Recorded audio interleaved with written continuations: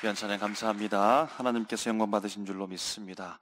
이제 우리를 구원하소서라고 하는 호산나를 날마다 외치면서 주님의 구원 가운데 나아가는 복된 인생 살아가시기를 주님의 이름으로 축복합니다.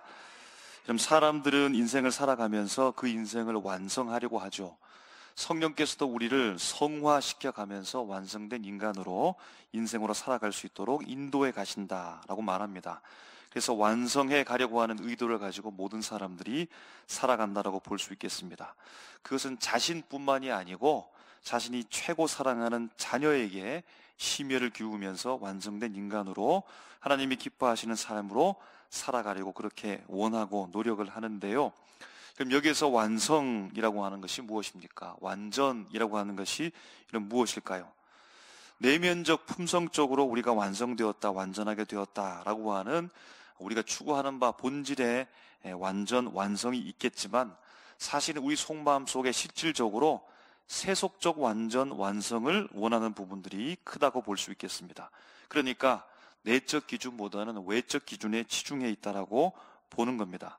다른 사람들이 볼 때 부럽게 보는 것, 다른 사람의 가지고 있는 눈높이의 그 기준을 그 이상 넘어서게 되는 것, 이런 그것을 우리가 일명 출세했다, 성공했다, 여러분 그렇게 말하지 않습니까?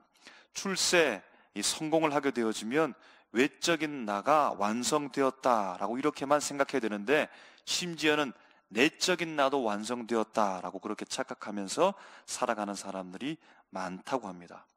출세만 하면 나도 만족하고 부모님도 좋아하고 할아버지 할머니도 동네방네 다니면서 막 자랑하고 다니고 친척들에게는 좋은 소식이 되어지고 이웃의 부러움을 살 수 있습니다. 그럼 그래서 사람들은 자기 완성, 자녀들의 완성을 위해서 그 목욕하에서 출세를 위해 무엇을 지금도 부단히 애쓰면서 노력하고 있는 겁니까? 그의 대표적인 것이 여러분 공부가 아니겠습니까? 오늘 여기 청소년들 앉아 있는데요. 공부하는 것, 좋은 학교 가는 것, 그래서 좋은 직장에 들어가는 것, 그래서 꽤 괜찮은 가문과 혼인관계를 맺고서 결혼 생활하고 가정을 다시 꾸려가는 것, 여러분 그렇게 생각하지 않습니까? 그런 길을 여러분 가고 있는 사람들을 주변 가까이에서 볼 수 있겠죠. 혹 우리의 자녀가 그 길을 잘 달려갈 수 있도록 여러분 그렇게 노력하고 있습니까? 그래서 완성이라고 하는 명목하에 출세와 성공, 그 종착 지점에 좀 잘 도착하고 있습니까? 도착하는 부분들을 목도하고 있습니까? 기원 후 약 5년경에 태어나서 약 67년경에 순교한 2000년 전의 인물 사도 바울이 있습니다. 그의 출생 및 배경을 보게 되어지면 오늘 말씀 5절에 그는 혈통적으로 하나님이 택하신 이스라엘 족속이었다라고 합니다. 바울은요 그 자신이 베냐민 지파라고 말합니다. 나는 이스라엘 사람입니다 이렇게 말해도 충분한데 특별히 그 속에서도 12지파 가운데 하나인 베냐민 지파에 속했다라고 하니까 나는 순수한 혈통을 가진 사람이다 라는 사실을 드러내는 겁니다. 또 그는요 히브리인 중에 히브리인이다 라고 말하는 겁니다. 그러니까 태어나는 것만 혈통만 유대인뿐만 아니라 유대의 문화와 전통에 깊이 뿌리를 내린 사람이라는 겁니다. 언어, 문화, 종교적으로 철저히 그는 유대인이었다라는 겁니다. 그럼 사도 바울의 학력은 어떨까요? 그는 오늘 말씀에 고백하기를 나는 율법으로는 바리새인이다 라고 말합니다. 바리새파에 나는 속한 사람이다 라는 겁니다. 바리새파 사람들은 율법에 대해서 철저히 지키고 엄격하게 준수를 강요하면서 일종의 종교적 그룹이었습니다. 바리새파는요 모세오경뿐만 아니라 구전으로부터 내려오는 그 율법의 말씀들을 잘 해석하고 이 말씀이 일반 백성들에게 삶으로 적용될 수 있도록 큰 영향력을 행사했던 사람입니다. 바리새파 사람들은요 서기관이 되고 율법 교사가 되고 회당장 등의 다양한 직책을 맡으면서 유대 사회의 교육, 사법, 행정 등의 여러 분야에 관여하면서 이스라엘 백성들이 그들을 존중받을 만한 위치 가운데 영향력을 행사했다라는 겁니다. 바로 바울이 그랬습니다. 바울은요 바리새파로서 교육을 받았는데 사도행전 22장에 보면 그의 스승이 가말리엘이라고 합니다. 가말리엘은 당대 최고의 율법학자 중에 한 명이었다고 합니다. 그의 지도 아래에서 율법과 유대 전통에 대해서 심도 있는 교육을 아마 받았을 겁니다. 바울은 어떤 업적을 남겼을까요? 6절에 보면 바울은 참으로 열심히 살았습니다. 대충 설렁설렁 산 사람이 아니라 열심과 최선을 다해 교회를 핍박했다라고 말합니다. 지금 우리가 들어보면 어떻게 교회를 핍박하는가라고 말할 수 있겠지만, 그때 당시에는 자신과 이스라엘 백성들이 소속되어져 있는 유대교를 지키기 위해서 말로만 지킵시다, 말로만 유대교를 지킵시다 라고 말했던 것이 아니라 실질적으로 행동으로 몸으로 옮겼던 사람입니다. 저 먼 거리도 마다하지 않고 위험을 무릅쓰고 예수 믿는 사람들을 체포해서 잡아들였습니다. 바울은요, 율법의 의로는 흠이 없는 자라고 합니다. 율법에 대한 지식만 가지고 있었던 사람이라 아니라 철저히 준수했던 사람입니다. 말로만 말했던 사람이 아니라 실제 생활 속에서 율법으로 엄격하게 규율을 지키면서 살았던 사람, 그렇게 노력했던 사람입니다. 여러분, 이로 볼 때 바울은 거의 완성된 인생을 여러분 살아가고 있는 것 아닐까요? 이러한 모습을 바라보는 부모님은 어떠할까요? 바울을 자랑스럽게 생각하지 않을까요? 바울은 참으로 인생 속에서 모든 사람들이 부러워할 만한 완성된 인간이 되었다, 인생이 되었다. 여러분, 그렇게 충분히 자부심을 느끼면서 마음을 기분 좋게 바울을 바라보지 않을까요? 그때 당시에 바울의 조부모님이 살아 계셨다면 항상 웃고 다니지 않았을까요? 우리 바울, 우리 손주 바울 하면서 좀 자랑하고 다녔지 않았을까요? 친척들의 부러움을 사고 주변 이웃들이 훌륭한 인물이라고 그렇게 칭송할 만큼 대단한 인물 아니었을까요? 참 잘 키웠죠. 남부럽지 않게 그렇게 잘 키웠죠. 이제는 계속해서 출세하는 일만 남았다라고 볼 수 있겠습니다. 그럼 그의 부모가 완성된 하나의 인간을 바라보면서 가슴 뿌듯하게 여러분 생각하지 않았겠습니까? 바울을 통해 우리가 보는 것, 배울 수 있는 건 무엇입니까? 혈통이 뭐 그렇게 중요한가 이렇게 생각할 수도 있겠지만, 바울을 보면 혈통이 대단히 중요한 것 같습니다. 출생 신분, 그냥 출발이 단을 뿌리지 하는 것이 아니라 이미 출발 자체가 한 등급 올라가서 두 등급 올라가서 출발하니까 이 사람이 완성 단계에 이르는 인생이 되는 데 있어서 대단히 중요하다는 사실을 우리가 그를 보면서 확인할 수 있지 않습니까? 학력이 뭐 그렇게 중요한가라고 볼 수도 있겠지만, 바울을 통해서 보게 되어지면 2000년 전에 이 대단한 학력을 가지고 살아가는 바울을 보니까 율법에 대한 지식, 엄격한 준수를 통해서 철저히 그들이 속해 있는 그 바리새파 그룹에 함께 있으니까 참으로 대단한 인물, 완성되어져 가는 인물로 그렇게 보이지 않습니까? 오늘날도 무엇을 배우고 어떤 학력을 가졌는가 대단히 중요하죠. 누구의 제자인가, 누구로부터 배우고 있는가 좀 참으로 중요한데, 사도 바울이 훌륭한 스승 밑에서 배우고 있는 모습을 보면서 그의 인생이 점점 완성되어져 가는 모습을 여러분 볼 수 있지 않습니까? 바울을 볼 때 그는 업적을 세운 사람입니다. 성과를 거두었습니다. 좋은 이력들이 계속해서 여러분 늘어나고 있습니다. 여러분, 고등학교 생기부라고 하죠. 생활기록부, 여러분 이것이 내신 등급을 올리는데 굉장히 중요한 사실을 알고 계시죠? 그럼 경력, 업적들을 잘 쌓으면 내가 어떠한 사람이 되느냐 굉장히 중요한 역할을 하는 겁니다. 그럼 사도 바울은 그의 업적을 통해서 이미 다른 바리새파 사람들보다 한층 더 높은 위치에 도달해 있다라고 볼 수 있겠습니다. 여러분, 그런데 바울이요, 자신의 출생 혈통과 학력과 업적에 대해서 오늘 어떻게 고백하고 있냐면, 나는 이 모든 것들을 다 해로 여긴다. 내 출생과 학력과 이 업적, 나는 배설물로 여긴다 라고 말하는 겁니다. 그럼 도대체 어떻게 이런 말을 하고 있는 것일까요? 마치 인류 호텔의 요리사가 모든 것을 다 그만두고 산속으로 들어가는 것과 같습니다. 여러분, 실질적으로 이런 사람을 볼 수 있죠. 좋은 학교, 일명 명문대학교를 졸업한 사람이 노숙 생활을 하고 있는 것과 같지 않습니까? 마치 다 된 밥에 재를 뿌리는 격입니다. 복을 발로 걷어차고 있는 것입니다.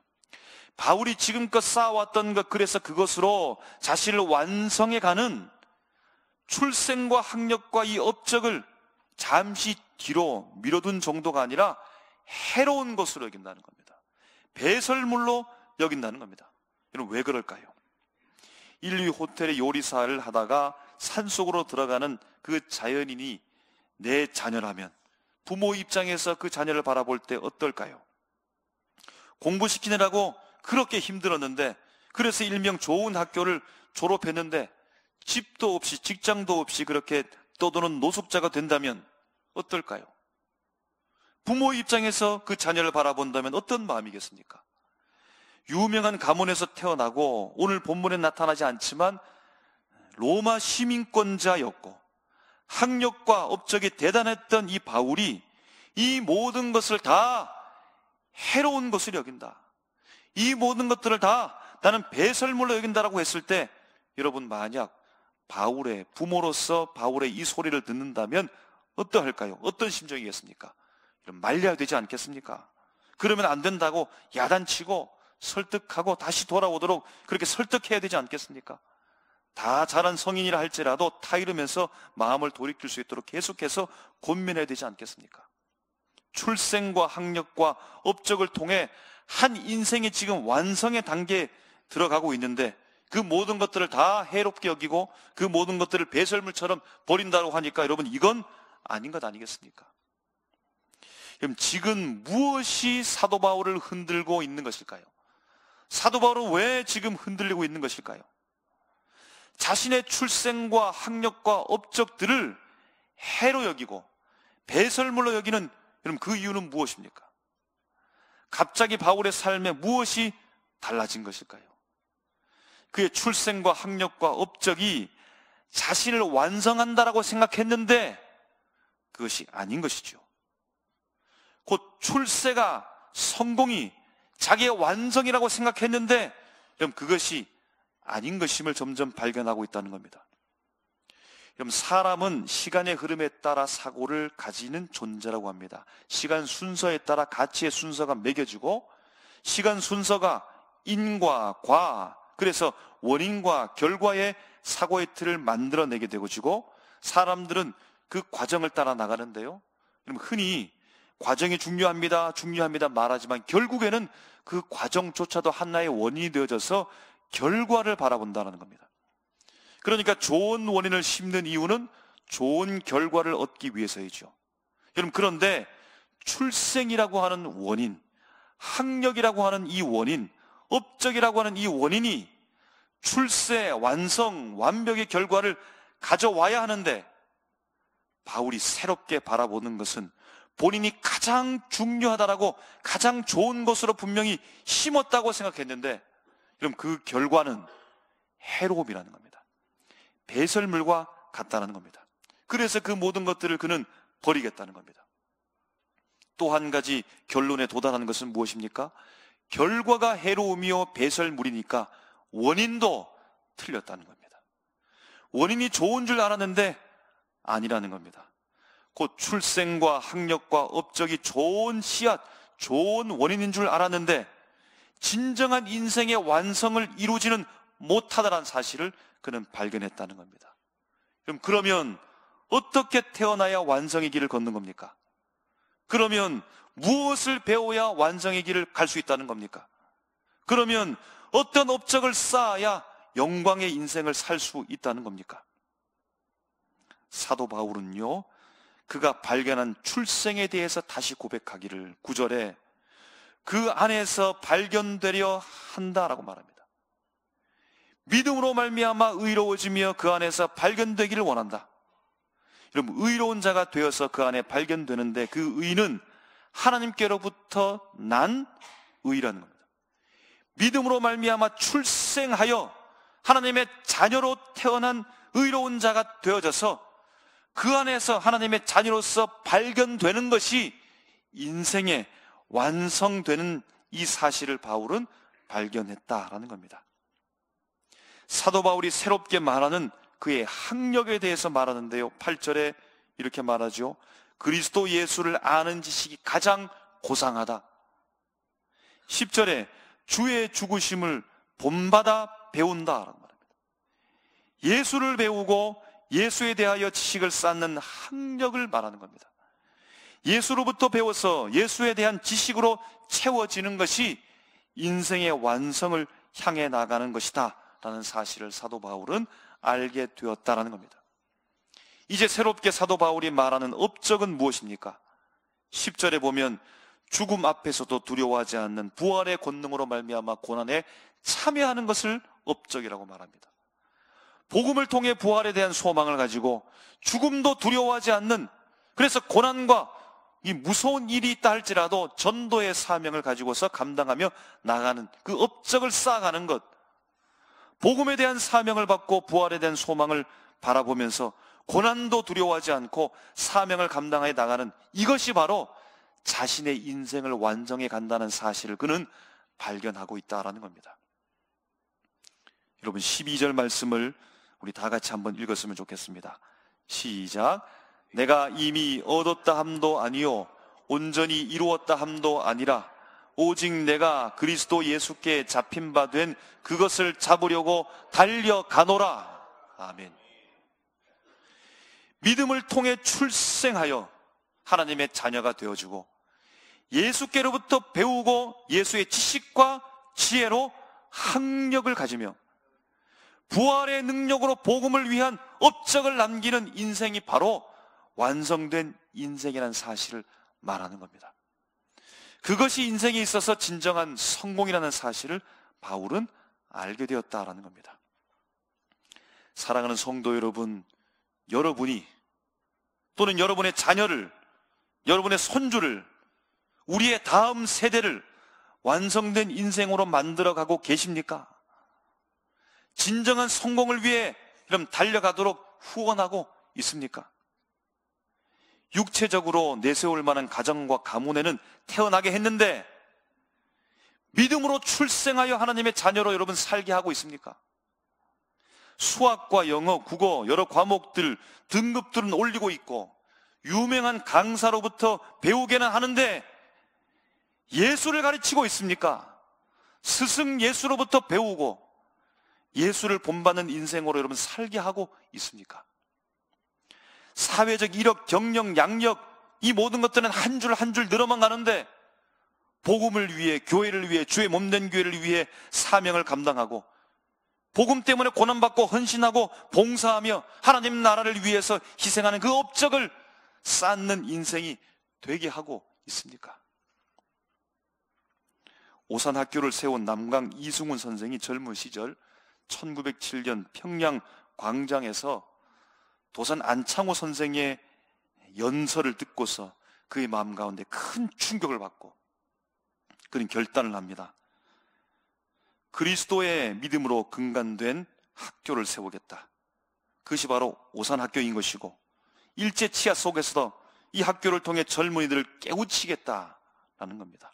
여러분, 그 결과 오산학교로부터 조만식 선생, 신채호, 춘원 이강수, CR 함석헌, 주기철 목사님, 한경진 목사님, 소설가 염상섭, 진달래꽃의 시인 김소월, 소를 그린 화가 이중섭 등등 유명한 인물들을 배출시켰다고 합니다.